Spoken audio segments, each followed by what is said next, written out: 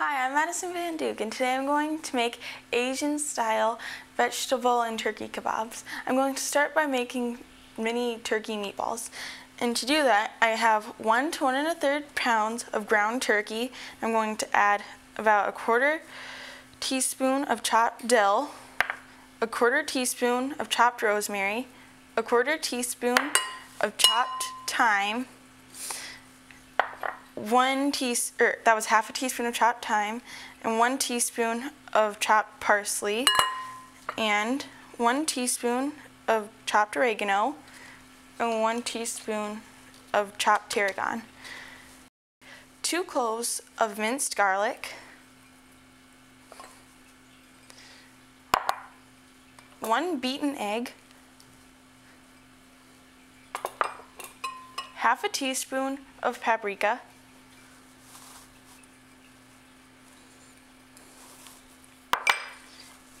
1 green onion that I chopped,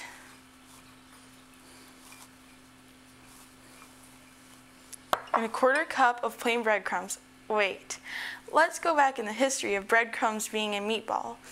Now, a lot of people think that meatballs are a smaller version of meatloaf. That's not true, because meatballs date back way further than meatloaf.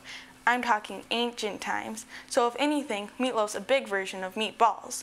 And breadcrumbs in meatballs came from fillers, so it expands the meatballs, and it absorbs all the liquid that, instead of wandering off and giving you a dry meatball, it absorbs everything so that you can take a bite out of a big juicy meatball. So it absorbs the egg and all the moisture in the meat and the milk and everything that we're going to put in here. So I'm just going to add that right in. Couple pinches of salt to taste, and a little bit of pepper to taste. Now I'm going to put in, I have about 4 or 5 sweet chilies that I didn't do anything to, and I just grilled them and I charred them on all of the sides, and then I put a smaller bowl on top of them so that the steam would get underneath the skin and loosen the skin from the chilies and cook the inner part of the chilies a little bit more. Then I just chopped them and discarded the stems. Now I'm going to put in about 2 tablespoons of milk, 1 10-ounce package of frozen chopped spinach that I thawed in the microwave, then I squeezed out all of the moisture in a kitchen towel.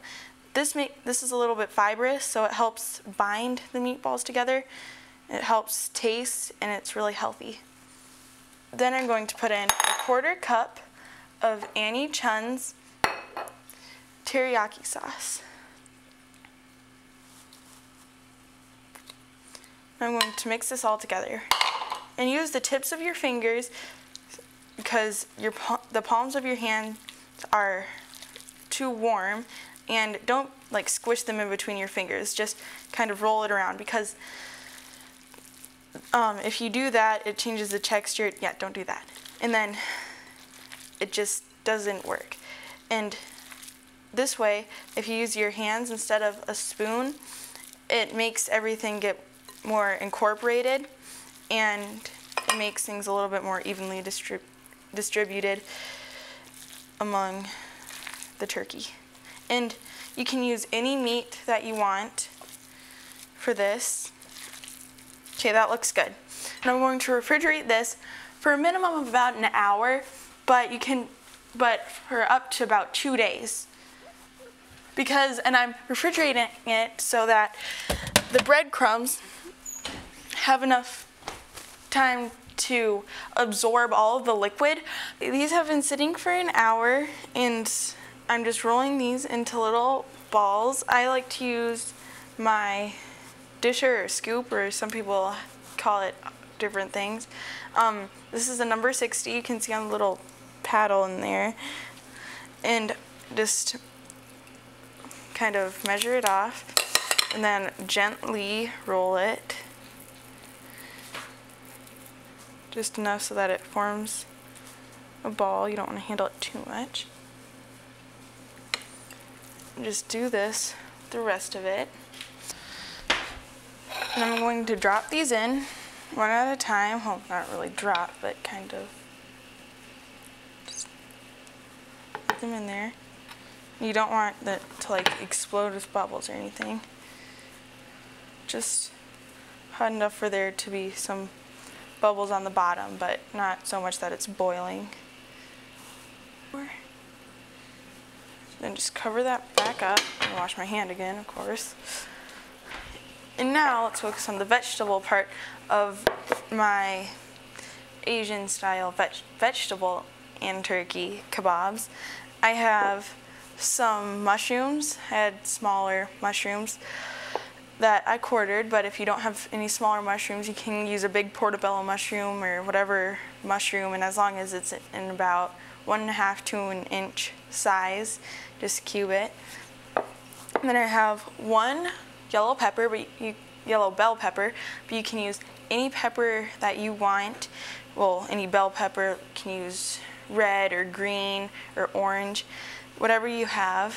They're actually chilies though, because when Columbus went on his expedition, he promised the people that he'd come back with black pepper, but he came back with chilies and called them peppers, therefore they are called peppers now. And I have about 8 pearl onions that I peeled, and they're marinating in 1/2 cup of shiitake soy ginger, Annie Chun's sauce, 1/4 cup of rice wine vinegar, a teaspoon of sesame oil, 1/4 teaspoon of fair trade organic sugar, and a little bit of salt and pepper to taste. And I've been marinating these for about a day, but you can marinate them for maybe an hour at the least, like the meatballs. Now I'm on the last batch and just kind of stir it. And you might need to sacrifice 1 or 2 from each batch just to make sure they're all the way cooked through. And I put the top on when I was cooking these so that one of the sides would steam while the other one was simmering. And these are perfect. There are a ton of different things that you can put on here, like the vegetables.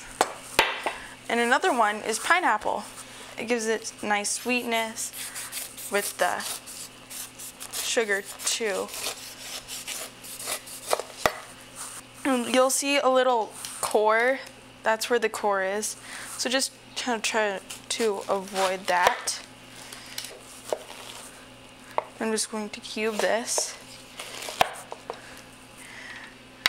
And I have some skewers that I soak these in a baking sheet because they're long enough and they're not too deep, and you can fit the whole skewer in it so the whole thing can soak. And you soak them so that they don't burn on the grill. And you can put these in whatever order you want. Another thing that I really like about these is that you can customize it to your taste, and everybody can do this, and it's really fun. And a tip for when you're skewering on the onions, if you're using pearl onions like I am, don't skewer them horizontally, not vertically, because otherwise the core comes out. So, and it's easier to stay on this way. So make sure that the flat end is like that and the 2 ends are on the side. You can usually fit about 8 to 12 of these skewers on at a time, and grab them from the food that's on the skewer rather than the skewer, otherwise you might drop it. So just cover that and wait for everything to cook. Now I'm just going to turn these over on the other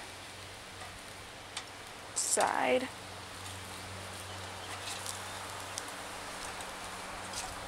It's been about 5 minutes or so.